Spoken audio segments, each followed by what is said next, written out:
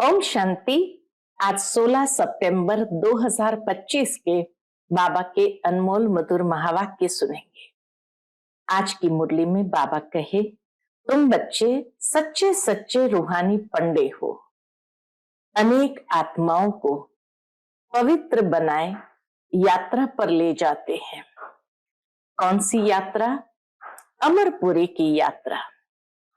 अर्थात पहले शांतिधाम अमरपुरी ले जाएंगे, फिर सुखधाम अमरपुरी में जाएंगे।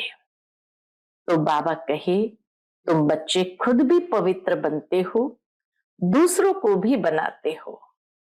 साथ ही साथ बाबा जो ज्ञान का सागर है, तो स्वयं को आत्म समझकर परमात्मा बाप को प्रेम से याद करते हो, ताकि तुम उस नई दुनिया में जाने के लिए सबको योग्य बना सके। दूसरी बात बाबा ने कहा, जैसे दुनिया में लोग यात्रा पर जाते हैं तो उस समय दान भी करते हैं। कोई हॉस्पिटल बनवाते हैं, धर्मशालाएं बनवाते हैं। बाबा कहते, तुम बच्चे भी ज्ञान दान करते हो और इस ज्ञान दान से ही उच्च पद को प्राप्त करते हो। तो एक और याद की यात्रा है, दूसरी ओर पावन बनते हैं और तीसरी ओर ज्ञान दान करके श्रेष्ठ पद को प्राप्त करते हो। तो सुनते हैं आज के बाबा के अनमोल मधुर महावाक्य। ओम शांति। मीठे बच्चे, तुम हो रूहानी पंडे। तुम्हें सबको शांति धाम अर्थात अमरपुरी का रास्ता बताना है। आज की मुरली से प्रश्न है, तुम बच्चों को कौन सा नशा है? उस नशे के आधार पर कौन से निश्चय के बोल बोलते हो? उत्तर है, तुम बच्चों को यह नशा है कि हम बाप को याद कर जन्म जन्मांतर के लिए पवित्र बनते हैं। तुम निश्चय से कहते हो कि भल कितने भी विघ्न पड़े, लेकिन स्वर्ग की स्थापना तो जरूर होनी ही है। ये निश्चय के बोल है, कितने भी विघ्न पड़े लेकिन स्वर्ग की स्थापना तो जरूर होनी ही है। नई दुनिया की स्थापना और पुरानी दुनिया का विनाश होना ही है। यह बना बनाया ड्रामा है, इसमें संशय की बात ही नहीं है। ओम शांति। रूहानी बच्चों प्रति रूहानी बाप समझा रहे हैं, तुम जानते हो हम आत्मा है। इस समय हम रूहानी पंडे बने हैं, बनते भी है बनाते भी है। रूहानी पंडे बनते भी है बनाते भी है।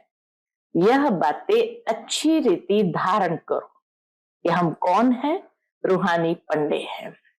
यह बातें अच्छी रीति धारण करो, माया का तूफान भुला देती है।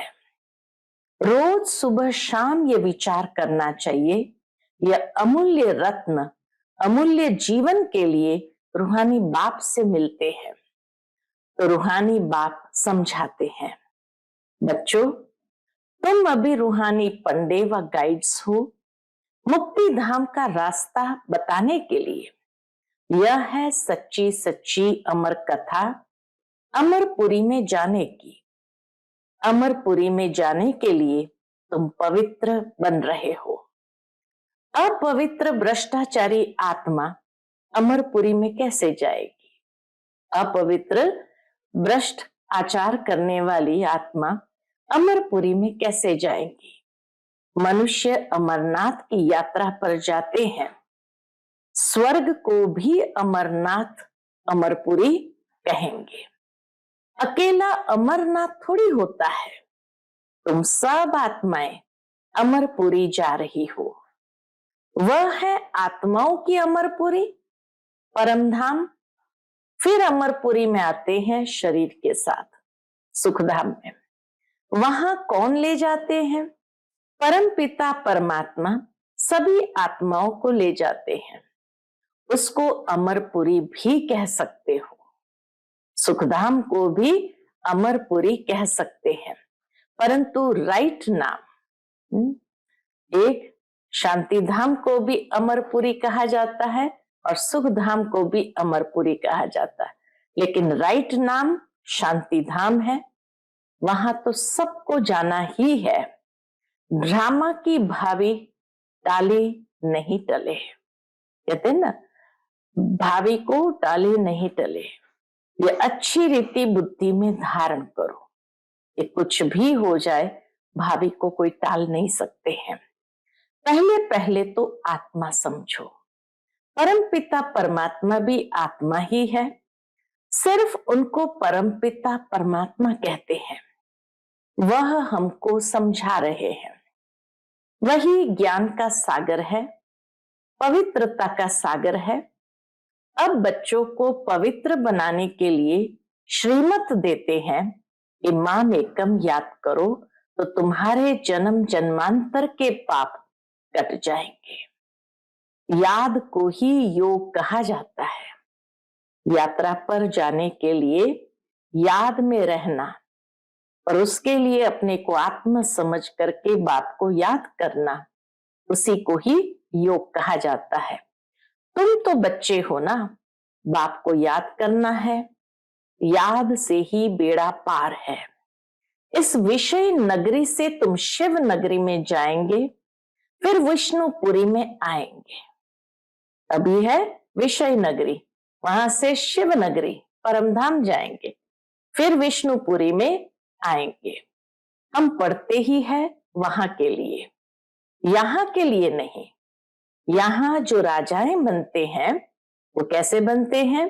वह धन दान करने से बनते हैं। कई हैं जो गरीबों की बहुत संभाल करते हैं, कोई हॉस्पिटल धर्मशालाएं आदि बनाते हैं, कोई धन दान करते हैं।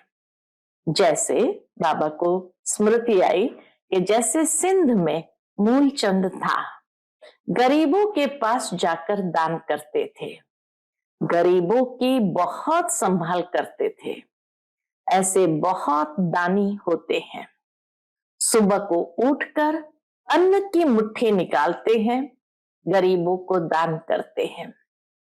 आजकल तो ठगी लगी हुई है। पात्र को दान देना चाहिए, वह अकल तो है नहीं।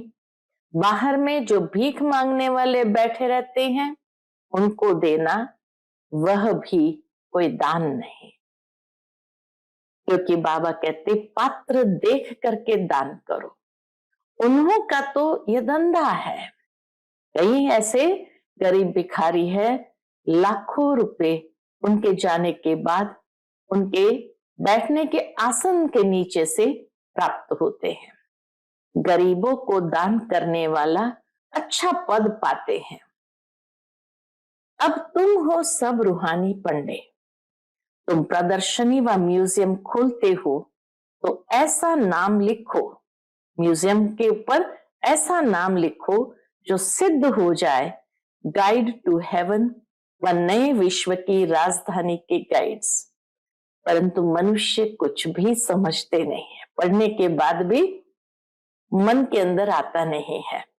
यह है ही कांटों का जंगल, स्वर्ग है फूलों का बगीचा जहां देवताएं रहते हैं। तुम बच्चों को यह नशा रहना चाहिए कि हम बाप को याद कर जन्म जन्मांतर के लिए पवित्र बनते हैं।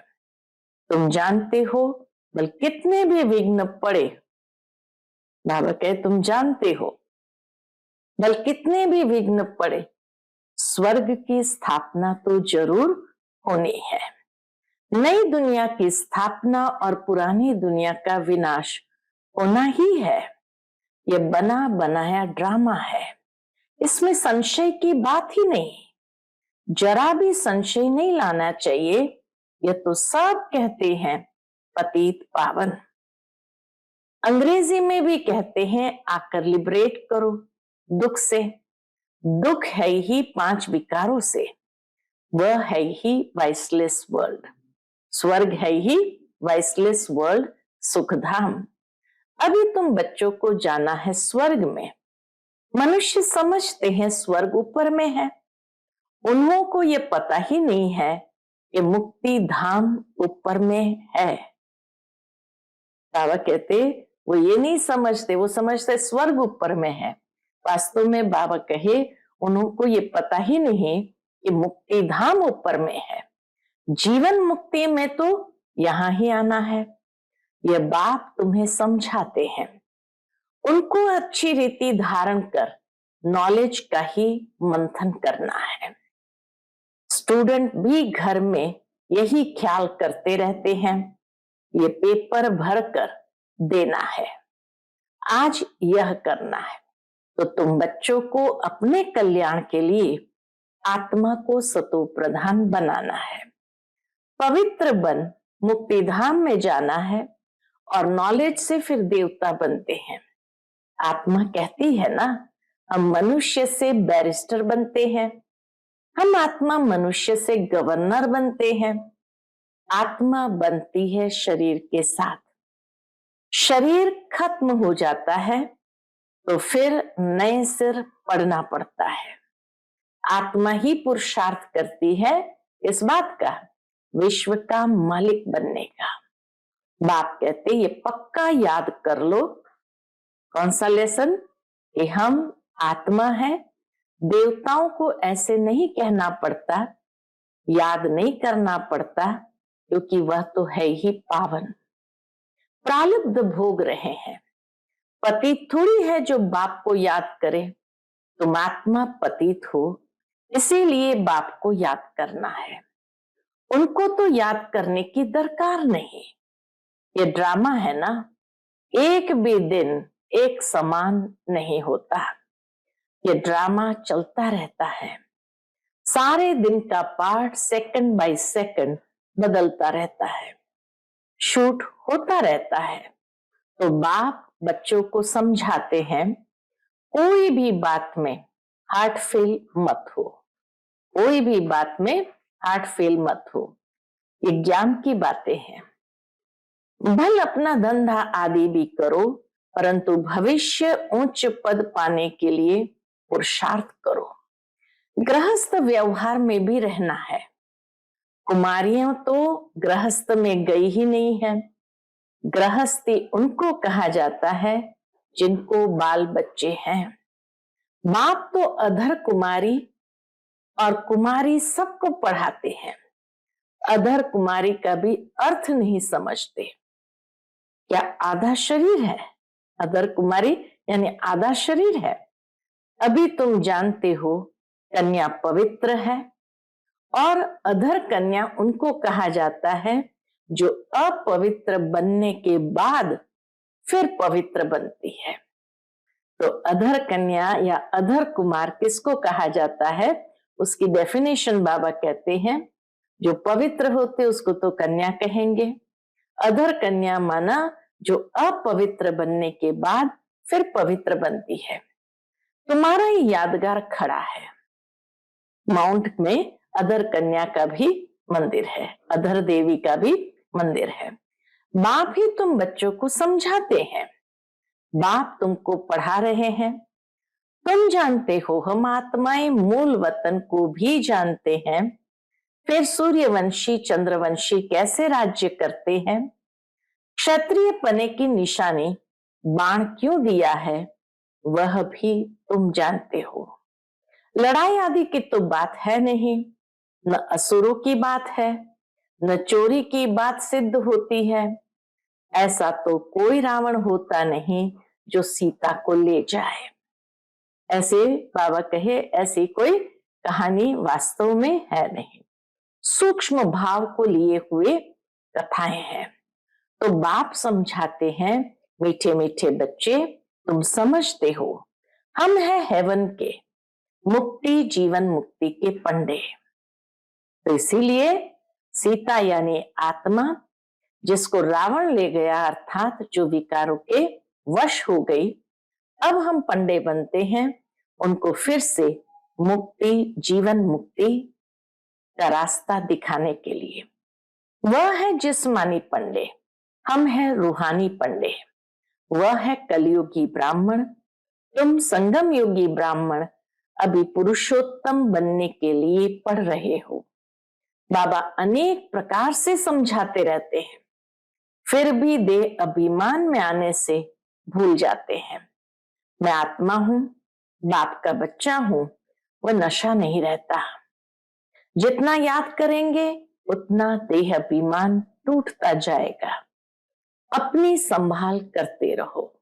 माया से अपनी संभाल करना है, उसमें भी विशेष देह अभिमान से। देखो, हमारा देह अभिमान टूटा है, हम अभी जा रहे हैं, फिर हम विश्व के मालिक बनेंगे। हमारा पार्ट ही हीरो हीरोइन का है। हीरो हीरोइन नाम तब पड़ता है जब कोई विजय पाते हैं। तुम विजय पाते हो तब तुम्हारा हीरो हीरोइन का नाम पड़ता है। इस समय इनसे पहले नहीं था। हारने वाले को हीरो हीरोइन नहीं कहेंगे।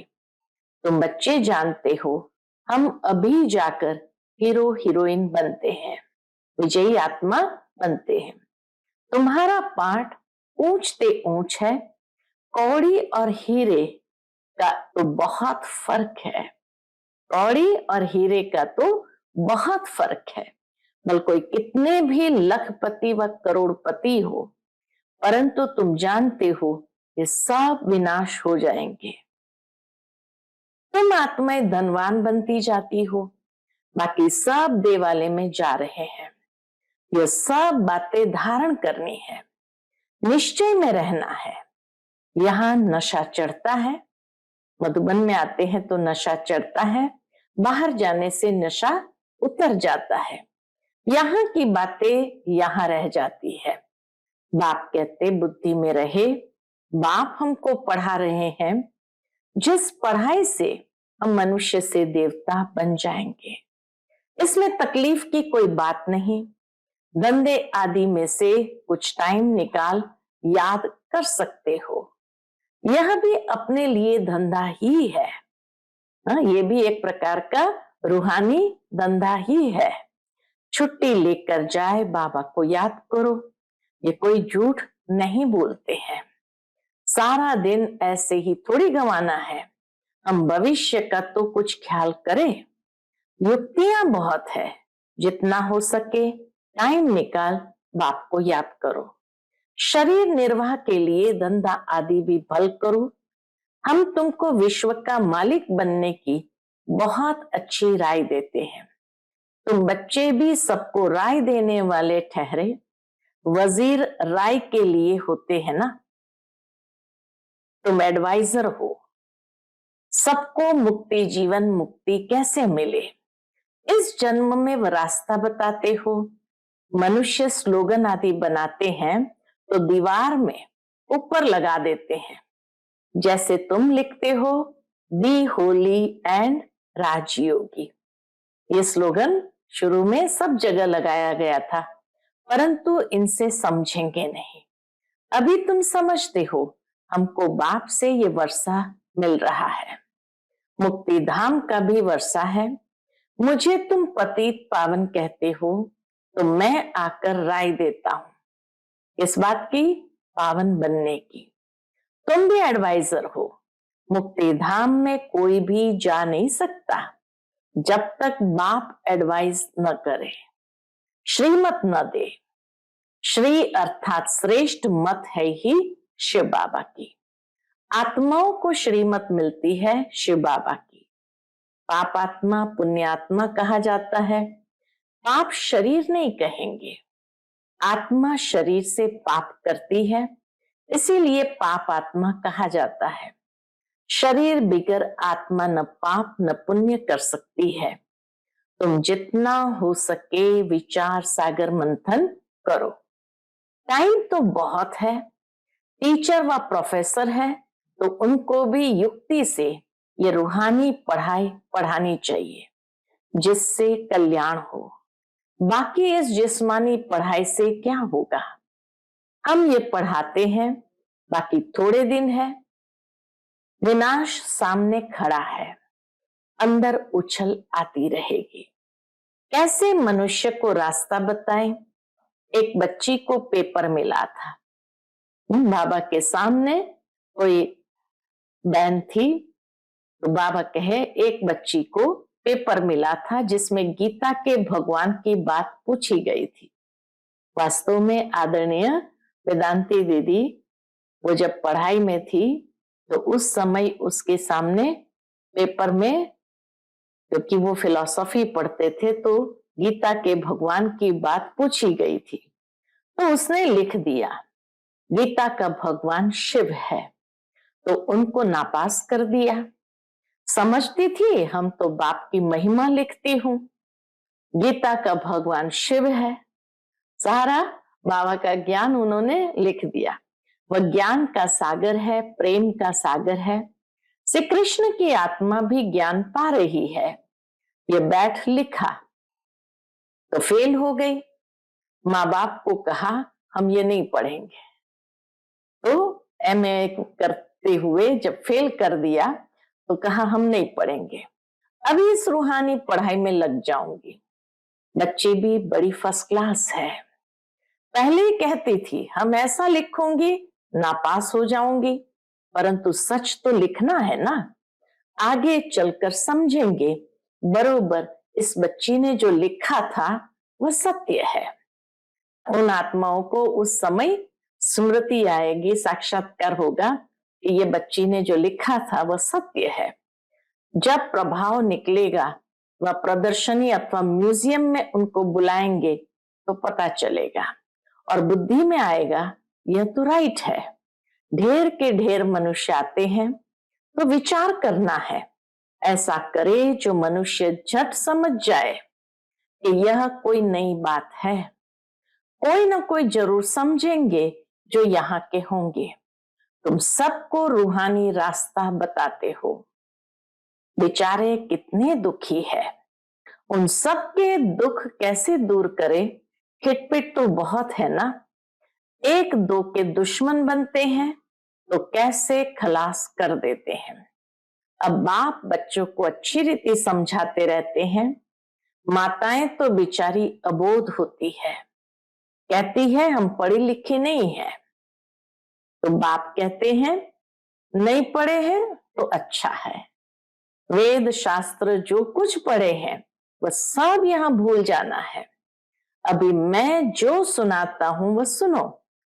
समझाना चाहिए सदगति निराकार परमपिता परमात्मा बिगर कोई कर न सके। मनुष्य में ज्ञान ही नहीं तो वह फिर सदगति कैसे कर सकते हैं?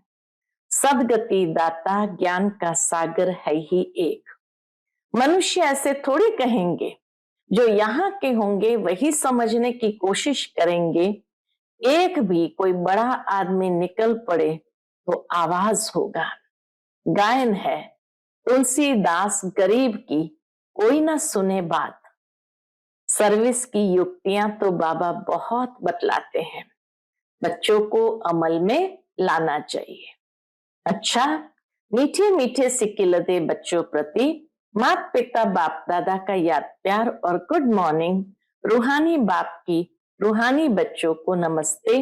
हम सभी रूहानी बच्चों की रूहानी माता पिता बाप दादा को याद प्यार गुड मॉर्निंग और नमस्ते नमस्ते। शुक्रिया बाबा, शुक्रिया। आज की मुरली से धारणा के लिए मुख्य सार है। पहली पॉइंट, धंधा आदि करते भविष्य उच्च पद पाने के लिए याद में रहने का पूरा पूरा पुरुषार्थ करना है। यह ड्रामा सेकंड बाय सेकंड बदलता रहता है, इसलिए कभी कोई सीन देखकर हार्ट फेल नहीं होना है। दूसरी पॉइंट, ये रूहानी पढ़ाई पढ़कर दूसरों को पढ़ानी है, सबका कल्याण करना है। अंदर यही उछल आती रहे कि हम कैसे सबको पावन बनने की एडवाइस दें, घर का रास्ता बताएं। आज का बाप दादा का मधुर वरदान हम बच्चों के प्रति है। सर्व संबंधों के सहयोग की अनुभूति द्वारा निरंतर योगी सहज योगी भव। सर्व संबंधों के सहयोग की अनुभूति द्वारा निरंतर योगी सहज योगी भव। हर समय बाप के भिन्न भिन्न संबंधों का सहयोग लेना अर्थात अनुभव करना ही सहज योग है। सर्व संबंधों का अनुभव करना ही सहज योग है। बाप कैसे भी समय पर संबंध निभाने के लिए बंधे हुए हैं। सारे कल्प में अभी ही सर्व अनुभव की खान प्राप्त होती है। इसलिए सदा सर्व बंधनों का सहयोग लो और निरंतर योगी सहज योगी बनो, क्योंकि जो सर्व संबंधों की अनुभूति व प्राप्ति में मगन रहता है वह पुरानी दुनिया के वातावरण से सहज ही उपराम हो जाता है। आज का स्लोगन है, सर्व शक्तियों से संपन्न रहना यही ब्राह्मण स्वरूप की विशेषता है। सर्व शक्तियों से संपन्न रहना यही ब्राह्मण स्वरूप की विशेषता है। आज का व्यक्त इशारा, अब लगन की अग्नि को प्रज्वलित कर योग को ज्वाला रूप बनाओ। उसके अंतर्गत तपस्वी मूर्त का अर्थ है तपस्या द्वारा शांति के शक्ति की किरणें चारों ओर फैलती हुई अनुभव में आए। ये तपस्वी स्वरूप औरों को देने का स्वरूप है। जैसे सूर्य विश्व को रोशनी की और अनेक विनाशी प्राप्तियों की अनुभूति कराता है, ऐसे महातपस्वी आत्माएं ज्वाला रूप शक्तिशाली याद द्वारा प्राप्ति के किरणों की अनुभूति कराती है।